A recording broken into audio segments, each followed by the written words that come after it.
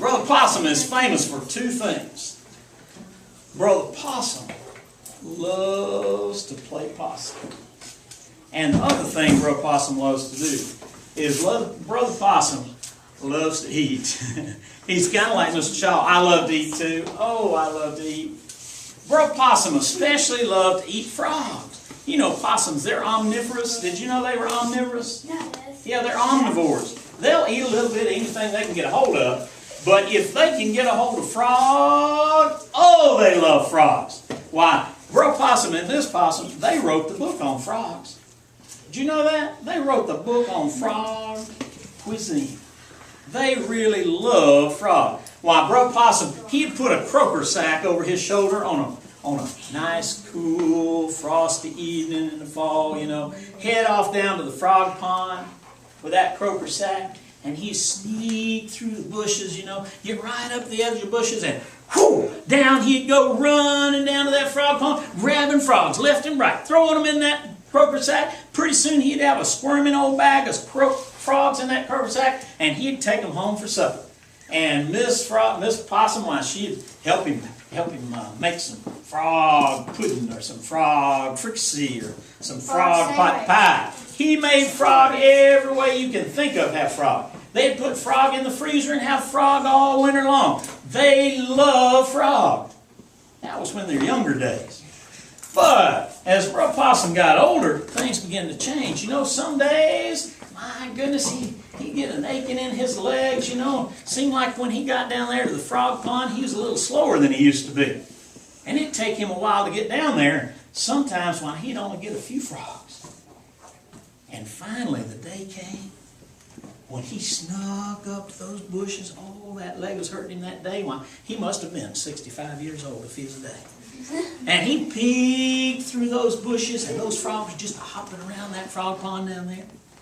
And he lumbered out of those bushes, and he stumbled down the banks of that pond and went grabbing for frogs. And I want to tell you, those frogs jumped up in the water before you could ever get close enough to get them. Came up with little bug eyes over that water. Said, he didn't get me. Did he get you? He didn't get me. He didn't get me. And Brother Possum just sat there at the edge of that frog pond with his feet in that muddy water. Mud splashed all over him from all his grabbing, and he did not have a single frog in his croaker sack. Not a one. Oh my goodness. What was he going to do? Well, he didn't have much choice. You know what he did?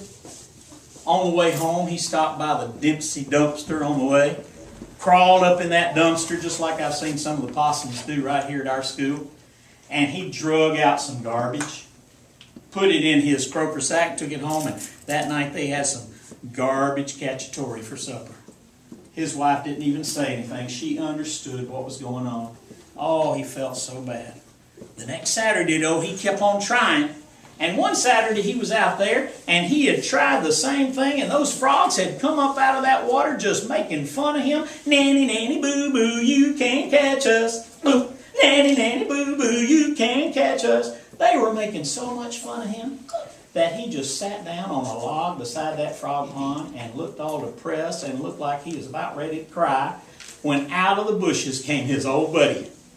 Y'all know who his old buddy was? Rabbit. You're right, it was old Brother Rabbit. Old Brother Rabbit came out of those bushes. Said, oh my goodness, Brother Possum, what in the world's wrong with you? He said, oh, Brother Rabbit, I've just gotten so old and slow, and this arthritis in my legs won't let me get those frogs, and we've been having to eat garbage. We can't catch frogs for love nor money. What in the world am I going to do? And look at them out there just making fun of me. And they were. Those frogs were just out there in the water with their little bug eyes up out of the water. Boo! Nanny, nanny, boo, boo. He can't catch us. Oh, Brother Rabbit said, oh, Brother Possum, that's sad. What could we do? Oh, I got an idea. Come here, Brother Possum.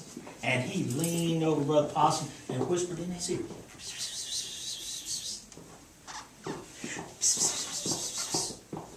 And a smile came on Brother Possum's face. He said, you know what? I think you may have something there. He said, you do what I say, Brother Possum, and things will be looking up for you. Brother Possum started whistling. He was so happy. Thank you, Brer Rabbit. I'll see you next Saturday morning. And off he went down the road. He had to crawl in that old dumpster again, to get some supper that night. Took it on home to the mistress. She couldn't figure out why he was so happy while they were eating garbage that night. But the next Saturday morning, he woke up just whistling and happy. His shoulder was hurting him and his legs were hurting him, He just looked so happy. She couldn't figure out what was wrong with him. She thought maybe that man had gone crazy, But he put that croaker sack back over his shoulder and he headed off down to the frog pond. He got there to the edge of the frog pond, snuck up behind those bushes, and he came lumbering out of those bushes again. And sure enough, you know what those frogs did, don't you? They jumped into that water. Boo, nanny, nanny, boo, boo, you can't catch us. Boo, nanny, nanny, boo, boo, you can't catch us. Just like they'd